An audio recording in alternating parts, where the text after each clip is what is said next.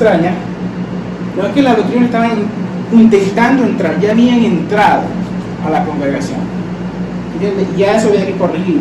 Había personas que estaban prestando atención a mitos y genealogías interminables, y ya eso se estaba volviendo un tiro, como dicen aquí, un tiro ahí.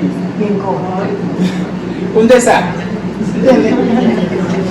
A uno lee la carta, él dice eso de manera general, pero cuando uno lee el capítulo 2, ya uno como que el problema, ¿quiénes son? Falsos profetas, los hombres, las mujeres. Y él va a dar un poquito más de información en este. Y dice, pero se salvarán engendrando hijos y permanecen en la fe, amor, santidad, como de este. Entonces viene uno y anota su observación. Creo que volví atrás. Algunas preguntas que pudieron haber surgido en esos primeros versículos que ya leímos. Estoy hablando de las observaciones. De las preguntas, lo que me vino a la mente cuando estoy viendo el texto bíblico solamente, como quien dice, solamente se dice, ¿por qué Pablo está diciendo esto acerca de la mujer de la iglesia de Éfeso? ¿Entiendes? ¿Dónde estaba? Él está bien informado.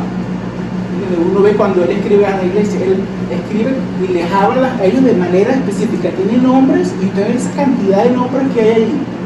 Yo quisiera tener esa buena memoria, ¿entiendes? Y les habla de manera específica. Y ¿cómo dicen? Los alaba de manera específica, ¿entiendes? Y algunos de manera específica también les corrige. Entonces, en esta iglesia de Éfeso, de las muchas que aquí le escribió, Filipenses, Éfeso, Colosenses, le escribió a su amigo, lo que estoy tratando de decir, que él tiene un conocimiento de lo que está pasando entre la congregación. Entonces, ¿por qué está diciendo esto Pablo?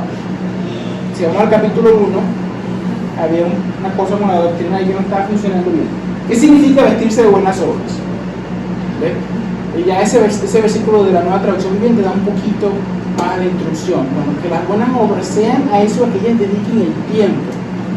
En verdad, invertir ese tiempo en cosas que tienen un significado y que a la larga construyen, edifican la iglesia.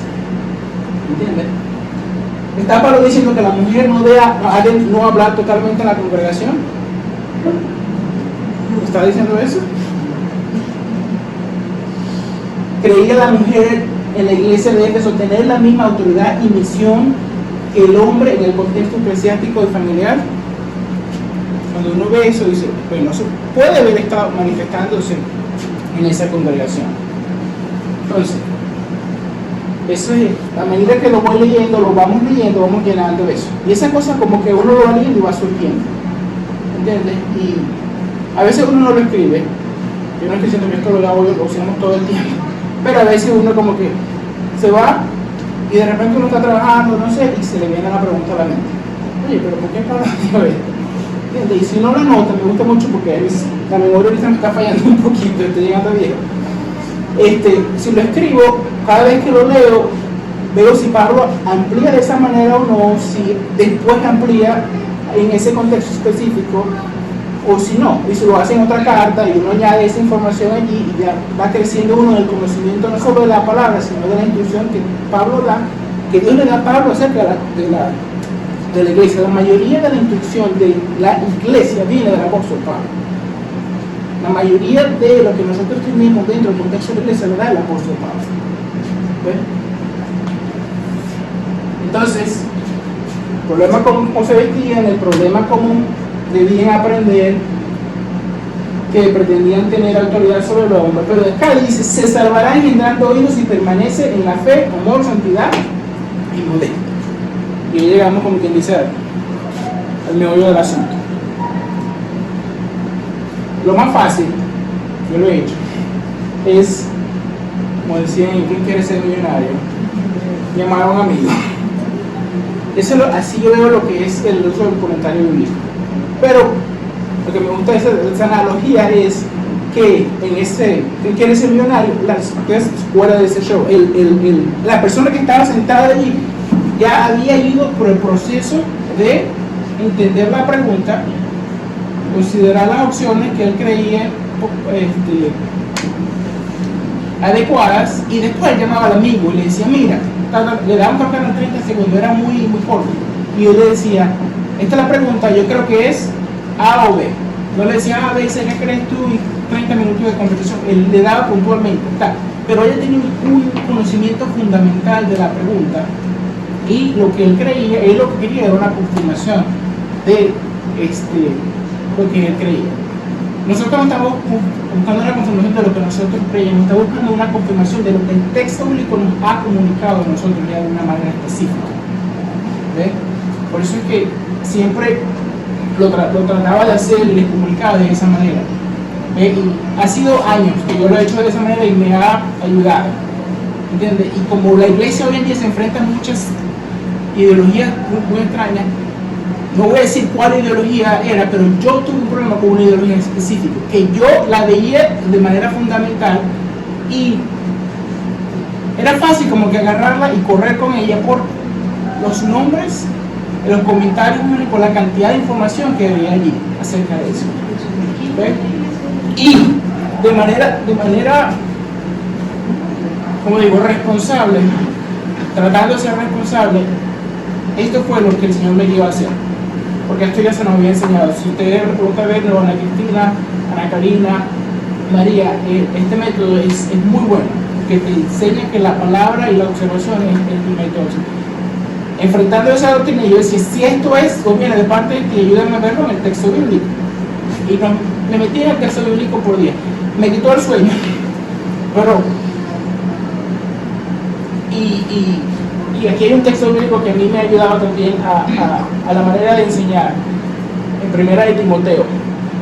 Este verso a mí la instrucción de Pablo a Timoteo, ese verso, guardando la fe y la buena conciencia. Después que yo paso un poco de tiempo y consulto y veo y entiendo, y yo decía, si yo voy a enseñar esto a mi familia primeramente, o al grupo de maestros a quien estaba siguiendo en ese tiempo, yo no lo voy a hacer con una conciencia clara, ¿entiendes? Yo no lo voy a hacer, no voy a creer que estoy guardando la fe o haciéndolo de una manera clara. Este texto a mí me ayudó a ver cuál es el motivo por el cual uno enseña y el proceso por el que uno debe de pasar para filtrar el asunto y venir a comunicarles a ustedes, ¿entiendes? O cualquier otra persona. Nosotros tenemos un grupo discipular allá también. Eso, mira, un tatuaje que tengo en la memoria acerca de eso. Y eso es la motivación por el cual quizás ustedes se acuerdan lo fastidioso que era yo, ¿verdad? De hacerlo de esa manera. Leer el texto varias veces, en varias versiones por varios días. Y después se decía, abran el comentario o escriban su pregunta sobre ustedes creen lo que el texto nos está hablando ustedes de manera específica y después tengan eso. Quizás lo que ustedes han concluido les guía a usted a pensar de una manera específica, pero cuando usted abra quizás un comentario o habla con un amigo, la pregunta es, ¿puedo usar yo esa información y comunicarla quizás a sus discípulos teniendo una conciencia buena? ¿Entiendes? La manera en que yo creo es, he hecho yo o he podido tener una relación con el texto bíblico que me diga a mí, esta es la vía por la que voy o no. Recuerden ese texto, guardando la fe y la buena conciencia.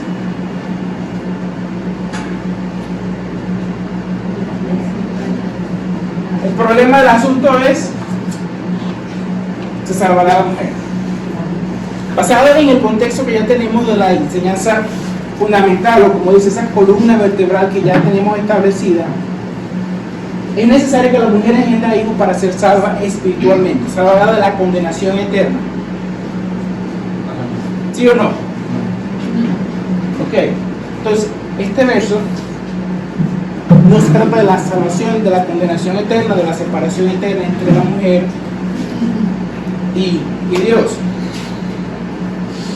Entonces, pasándose al contexto inmediato, aquí estoy a punto de ver un comentario, pero voy al texto y lo leemos, meditamos, oramos. Eso sí, leerlo, orar, y bueno, haga el texto bíblico suyo. ¿Entiendes? Llore, hable con Dios y dice, Señor, no entiendo. ¿Entiendes? y con una actitud, no a la como que dice uno, rush, se me van las palabras, apurado, o a la corredera. Deténgase ahí, ¿entiendes? Yo lo he hecho muchas veces, que llego no entiendo. Pero voy a la primera de Timoteo, puedo ver eso yo, puedo enseñarlo yo con una conciencia limpia, guardando la fe. Entonces, se salvará la mujer. Como les dije, esos textos aquí se usan para mujeres, lo que él está comunicando. ¿De qué es, basado en este texto bíblico, de qué será salvada la mujer? De caer en el engaño. Es ser engañada completamente y caer en transgresión. Y si uno, como quien dice, le dará para atrás un poquito más, la mujer en la iglesia de Éfeso estaba siendo engañada creyendo que ella tenía autoridad para enseñar sobre lo que el hombre estaba enseñando. Yo creo que está en el texto y algún día hay que relajarse un momento y ver el texto como está escrito. La mujer será salvada de caer en el engaño completamente y creer que tiene autoridad sobre el hombre.